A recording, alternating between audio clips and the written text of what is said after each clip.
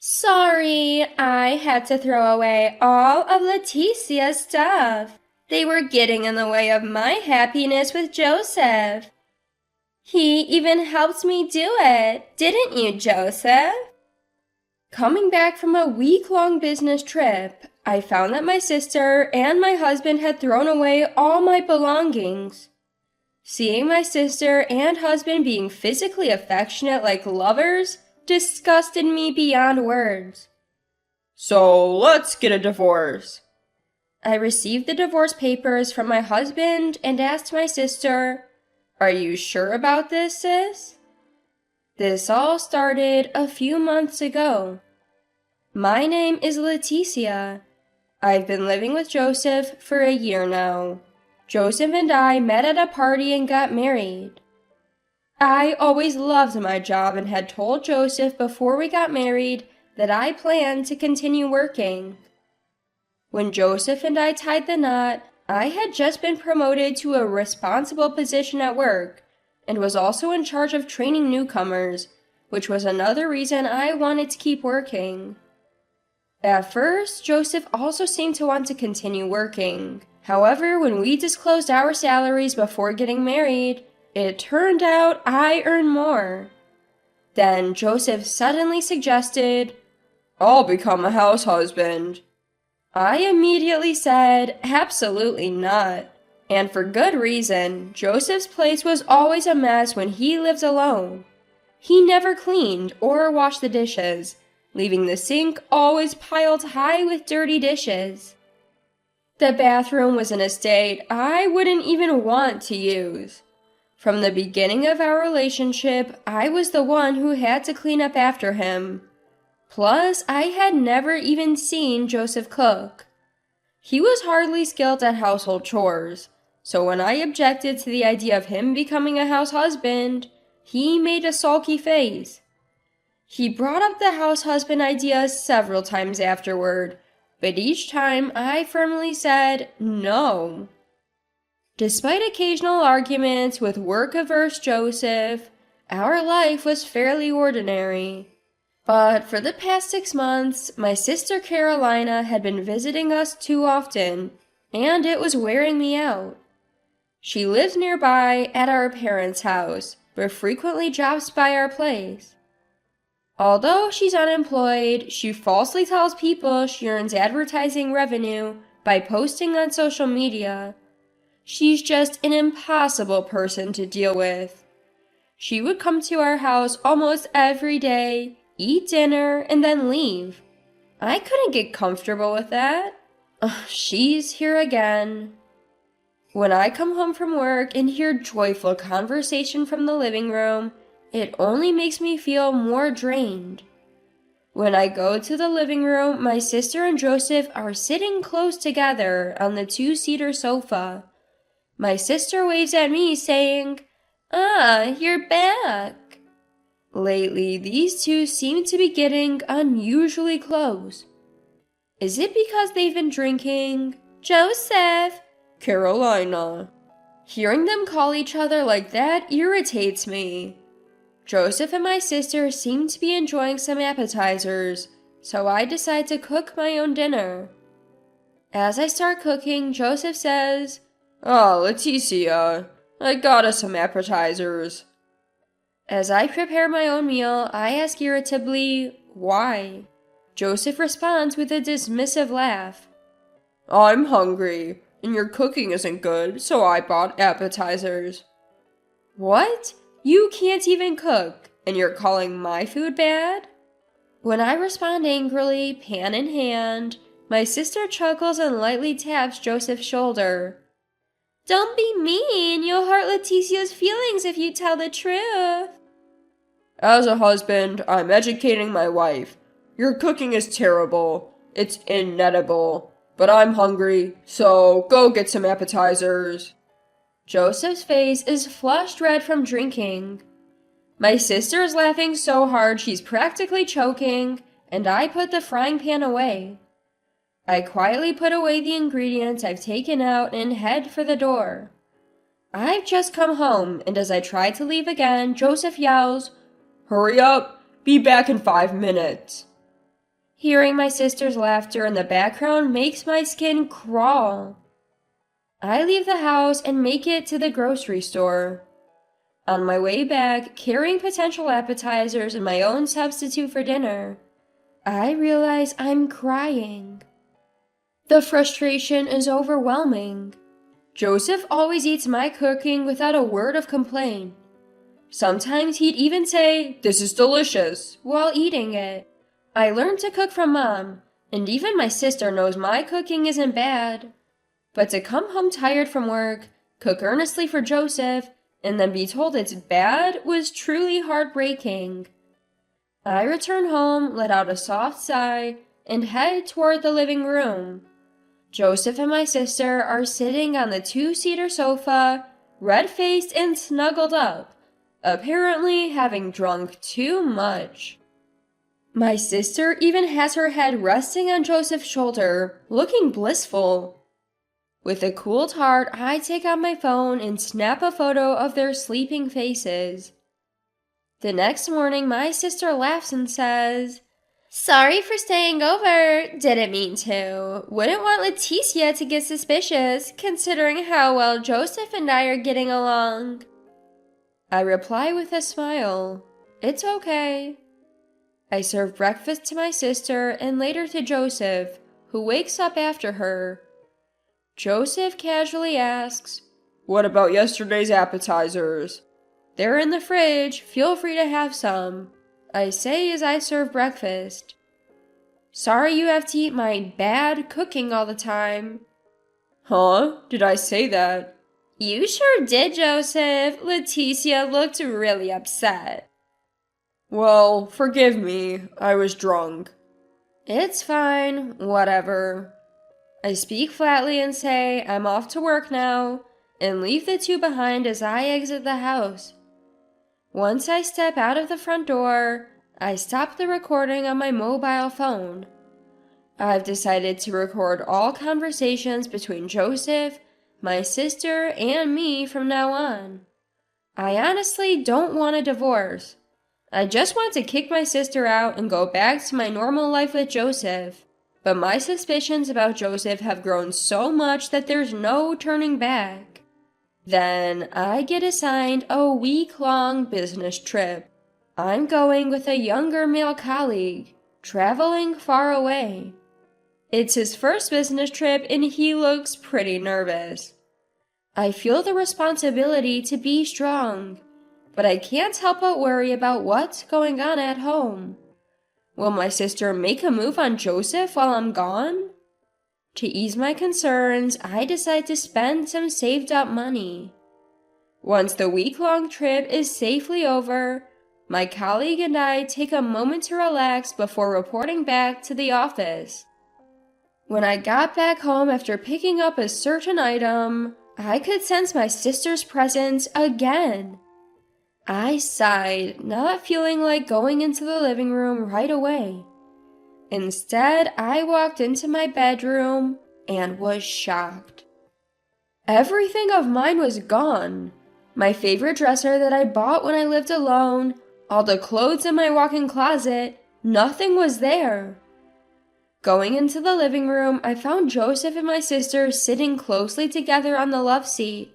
"What's going on here?" I shouted. My sister chuckled and said, "Sorry, I threw all your stuff out. It was in the way of Joseph and me getting happily married. Joseph even helped me throw it out, right?" My sister playfully touched the tip of Joseph's nose, and he grinned lazily.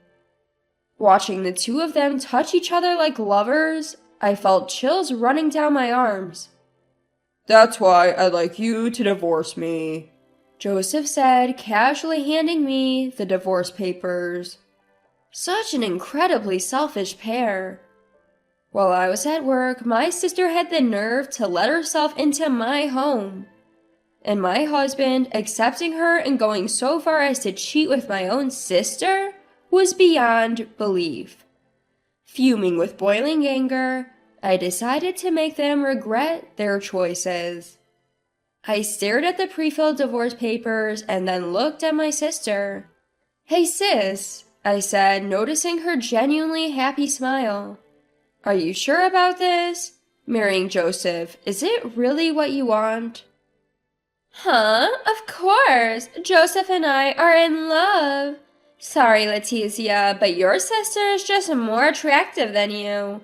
I know it must be tough to have your husband stolen, but don't worry, I'll take good care of him. Leticia, I'll make sure Carolina is happy, so feel free to go ahead with the divorce. I couldn't believe it. He had the gall to say that, after promising to make me happy when we got married, and then letting it come to this? As I finished filling out the divorce papers, barely holding back my laughter, Joseph declared he wanted the house as part of the asset division. So I graciously handed over the house and moved back into my parents' home until I could find a new place. My sister hadn't told my parents anything. When I explained the situation, they hugged me, tears in their eyes. You don't have to think of her as your sister anymore. Her warmth had me breaking down in tears before I knew it. I heard from Joseph, who apparently submitted the divorce papers the same day. He even included a smiling photo of my sister and him, confirming my belief that I'm better off divorcing someone like him. A few days later, I visited the house I used to share with Joseph, accompanied by my lawyer. It was a day off, so both Joseph and my sister were home, which was convenient. When I suddenly showed up with my lawyer, they were shocked. But once I mentioned it was about money, they mistakenly thought they might get something in the asset division, so they let us in without hesitation. That's when I handed Joseph and my sister something I'd picked up on the way back from a business trip. Inside the brown envelope were photos of Joseph and my sister caught in the act of their affair. The pictures captured them kissing, with the curtains left wide open. I didn't know what Joseph and my sister would get up to while I was away for a week, so I'd use some of my savings to hire a private investigator to gather evidence. I even brought out my sister's diary that she left at her parents' house. It had entries about her sweet days with Joseph, starting about 6 months ago around the time. She started hanging around our house all the time. While I calmly laid out the evidence and began explaining what was from when, my sister shouted, "Enough already! Why is Leticia trying to ruin my happy future with Joseph? I get that Joseph is a catch, but aren't you ashamed for gathering all this evidence?" she asked. I'm not ashamed. The one who should be ashamed for getting caught in photos like these is you. So now that we have all this evidence, I'll be requesting $20,000 in damages from each of you. $20,000? That's absurd. My sister mumbled something upon hearing the amount, but Joseph stood his ground unfazed. Turns out my sister was still lying to Joseph, claiming she had a job earning ad revenue from social media posts while being unemployed. What was she planning on achieving by marrying him with such a lie? Though I was disgusted, when I announced I'd be taking the compensation, Joseph seemed to be relying on my sister's supposed income. It should be no problem coming up with $40,000 between the two of us, right, Carolina? He said. My sister gave a wry smile and nodded, "Yeah." From there, it was up to the lawyers.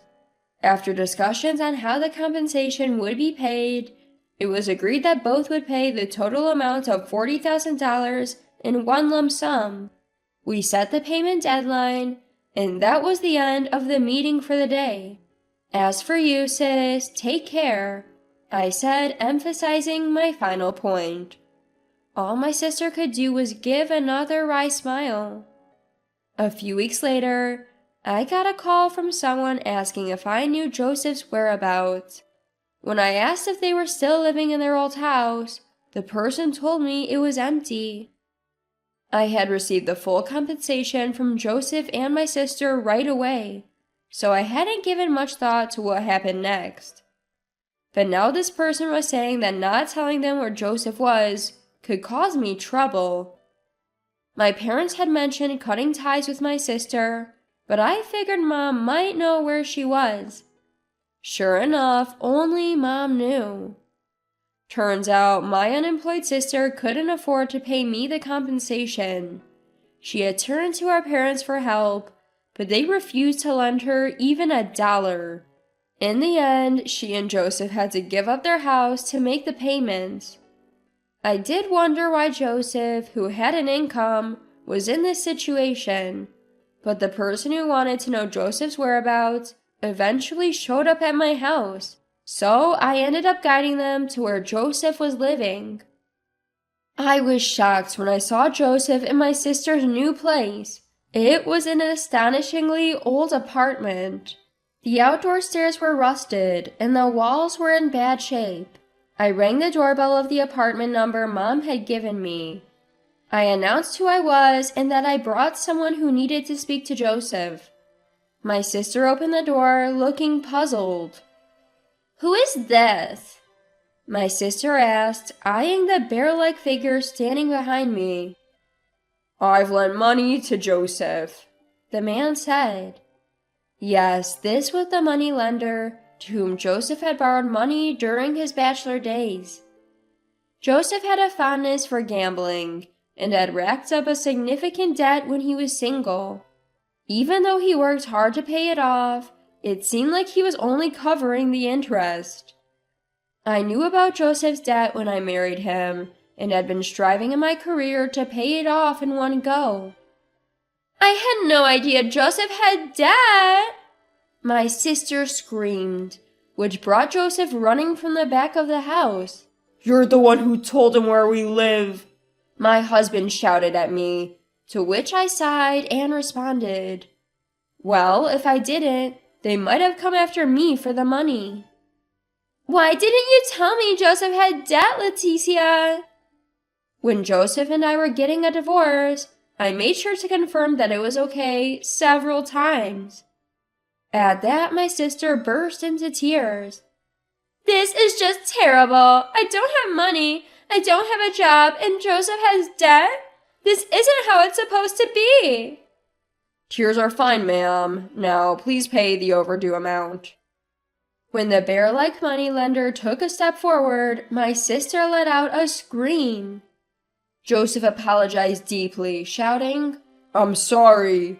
Actually, I quit my job. Before divorcing Leticia, I saw that Carolina was making money off from social media ads. So, I thought she was well off, and I decided to become a house husband. That's why I don't have money now." "What do you mean you quit your job?" My sister slammed her hand on Joseph's desperately apologizing head. Joseph was equally mad at my sister, shouting, "It's your fault for deceiving me." Listening to their fight, it became clear that Joseph had quit his job before their marriage, relying on my sister's money.